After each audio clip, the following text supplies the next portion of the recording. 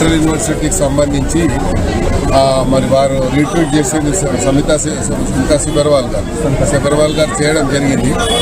ఆమె అందుకే చెప్పింది క్లియర్గా ఏం చెప్పిందంటే, నేను పంపించే రీట్వీట్ చేసింది అక్కడ ఉన్నటువంటి ప్రాక్టికల్గా వాస్తవంగా ఉన్నదాన్ని చేశానని చెప్పారు. కాకపోతే నోటీసు మాకే ఒక్కరు ఇచ్చారు కాబట్టి ఒక సీనియర్ ఐఏఎస్ ఆఫీసరు, అదేవిధంగా చీఫ్ సెక్రటరీ గారిని మీరు చూసారు, మన సుప్రీంకోర్టు కూడా జైలుకు పోతారా అన్నారు. మరి శాంతకుమారి గారు సీనియర్ ఐఏఎస్ ఆఫీసర్, ఆమె టోటల్ క్యారియర్లో ఎక్కడ కూడా ఆమెకు చెడ్డ పేరు లేదు. కానీ మన సుప్రీంకోర్టు కామెంట్ వల్ల ఆమె ఎంతో హ్యూమిలేషన్కి గురైందని మనం అర్థం చేసుకోవచ్చు. ఎందుకంటే ఒక మంచి హానెస్ట్ ఆఫీసర్కి ఇలాంటి చివాట్లు రావడం అనేది బాధాకరంగా, మాకు కూడా బాధాకరంగా ఉంది. ఎందుకంటే ఆమె పూర్తి క్యారియర్లో ఎక్కడ కూడా ఆమెకు ఒక చిన్న మచ్చ కూడా లేకుండా ఆమె పనిచేసుకుంటూ వచ్చేది. అదేవిధంగా సబర్వాల్ గారు కూడా చాలా హానెస్ట్ ఆఫీసర్, ఆమె కూడా స్మితా సబర్వాల్ కూడా.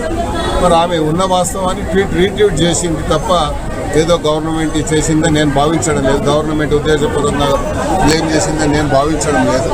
ఎందుకంటే గచ్చిబౌలి ఏదైతే ఇష్యూ ఉందో అక్కడ డీప్ ఫారెస్ట్ ఉంది అని చెప్పి రకరకాలుగా వచ్చింది కాబట్టి మరి దాని విషయంలో ప్రభుత్వం మళ్ళీ పునరాలోచన ఉంది అనేది మనం చూస్తూ ఉన్నాం. సంతోషంగా, ఎందుకంటే సెంట్రల్ యూనివర్సిటీ ఆ పరిధిని, ఆ యొక్క శాంటిటీని కాపాడాలి కాబట్టి ప్రభుత్వం అలా ఆలోచిస్తుందని నేను భావిస్తాను.